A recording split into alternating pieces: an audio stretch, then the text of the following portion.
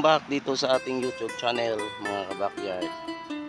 At ngayong araw na ito ay mag-harvest tayo ng o maggalay tayo ng mga damo para sa ating mga alagang kambing. Dahil nga hindi na natin sila pwedeng mapalabas at ngayon ay rainy season din.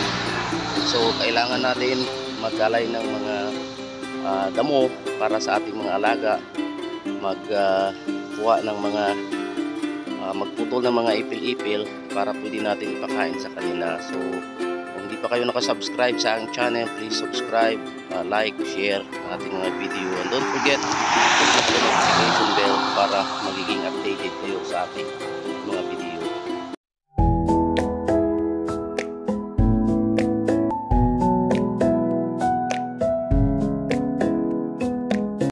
Ngayong araw nga mga kabakyard, dito ako ngayon sa labas para mag-harvest ng or maggalay ng damo para sa ating mga alaga. At yun nga, gamit ito. Ito yung aking ginagamit para maggalay. At yun, nakabuta ako mga kabakyard. So, harvest ko itong galayin ko itong mga damo dito sa gilid ng daan para sa ating mga alaga. So, tara mga kabakyard. Nakauwi na tayo, kabalik na tayo galing sa paggalay ng kumpay ng ating mga alagang kambing. At na rin tayo, nagkuha nitong ipil-ipil. So yung mga nagalay kong mga galay kong grass na sa baba. So hopefully kasya na ito sa kanila ngayong araw at mayroong matitira para bukas. Kaya ibigay na natin ito sa kanila maya maya. Unahin ko lang munang pakain yung aking mga alagang manok, mga kabakyard. Tara, kainin natin muna yung ating mga alagang manok, pato, abo at saka gansa dito sa ating backyard. Backyard yun yung grass natin nagalay. Pinaba ko na yung ipil-ipil.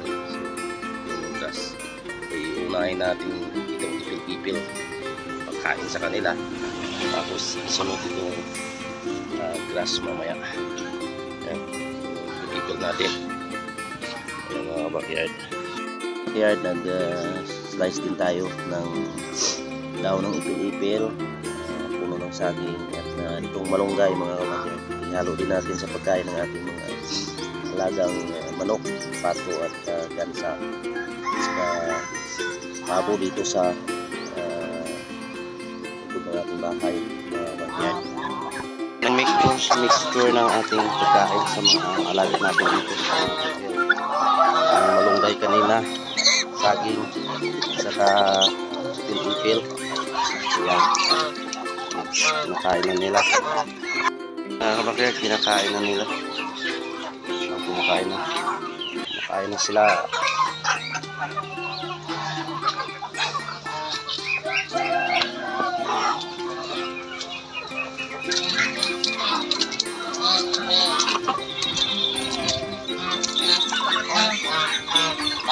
Then yung ating mga alaga, mga gansa natin, pabo, mix na sila mga manok. Saka yung mga 3 months old natin na mga pato. Gusto nila mga pagkain nila dito. Nagyan na rin natin yung pagkain ng ating mga alagang kambing. Pagkain natin muna sila ipil-ipil.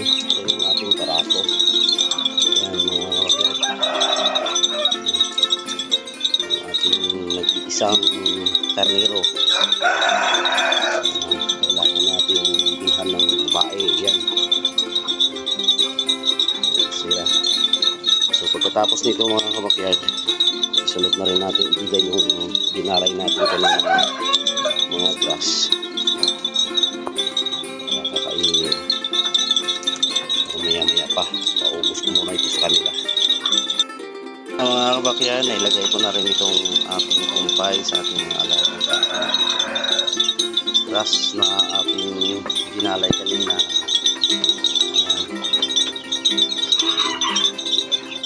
Maubos nila ito ay siguradong busog sila. Pero kung hindi, pagkakagyan ko pa sila ng mayroon pa tayong isang sako doon. Kasi 2 sako at saka 2 malalaking mga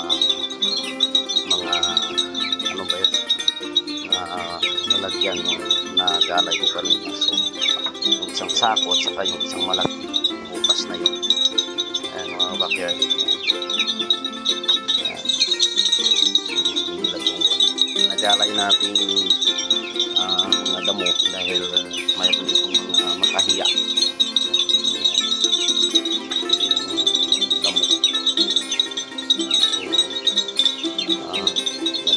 Ito na lang mga kabakyard yung update na ating pagkumpay sa ating alaga mga kambing. Ayan.